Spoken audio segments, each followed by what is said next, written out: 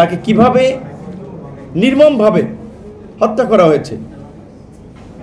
আর আশপাশে তো দেখছেন অনেক মানুষ আছে, মানুষ এগিয়ে আসছে না। এই রকমের একটা ব্যস্ততম সড়ক, কার্যত কত মানুষ আশপাশে, কিন্তু কেউ তাকে রক্ষায় এগিয়ে আসলো না।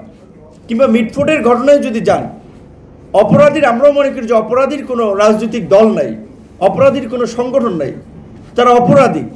এবং এই জন্যই আমরা বারবার বলি যে অপরাধের সাথে যারাই জড়িত থাকুক, সে রাজনৈতিক দল মত যেই থাকুক, তাকে যেন উপযুক্ত বিচারে মুখোমুখি করা হয়, যেটা দেখে অন্যরাও যেন এই ধরনের অপরাধ করতে সাহস না করে। কিন্তু আমাদের আক্ষেপ এবং আফসোস হচ্ছে এই যে আমরা 24-এর গণ অভ্যুত্থানে অনেক কথা বলি না, আপনারা দেখেছেন যে মানুষ, ছাত্র কিংবা শ্রমিক টিন দিয়ে পুলিশের গুলি ঠেকানোর চেষ্টা করেছে, কিংবা কাঠ দিয়ে আপনার রাস্তায় নেমেছে, একটু সামনে ধরে রেখেছে, কারণ সে বুঝতে পারছে যে গুলি আসতে পারে, তার গায়ে লাগতে পারে। এই সাহসী মানুষ আমরা দেখেছি। একজনের সামনে আরেকজন গুলিবিদ্ধ হয়েছে, তারপরেও আন্দোলন থেকে কেউ সরে যায় নাই।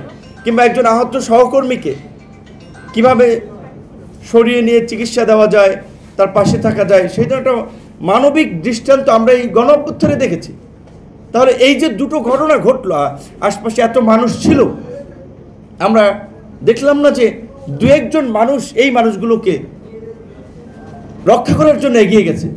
এখন দু একটা ঘটনা ধরেন, এই ধরনের ঘটনা অবশ্যই এটা নিন্দনীয় ঘটনা, জঘন্য ঘটনা, এই ধরনের ঘটনা ঘটবে আমরা চাই না। কিন্তু এই দু একটি ঘটনাকে আবার পুঁজি করে, দু একটি ঘটনাকে সেন্টার করে আবার সব শেষ হয়ে গেছে, এই ধরনের আবার ধোয়া তোলা আমাদের ঠিক না। যে ধরেন ওইখানে কি স্বরাষ্ট্র উপদেষ্টা যে আসলে রক্ষা করবে, বা ধরেন উনি কি চাইলে ওইটা ইনস্ট্যান্টলি বন্ধ করতে পারতো?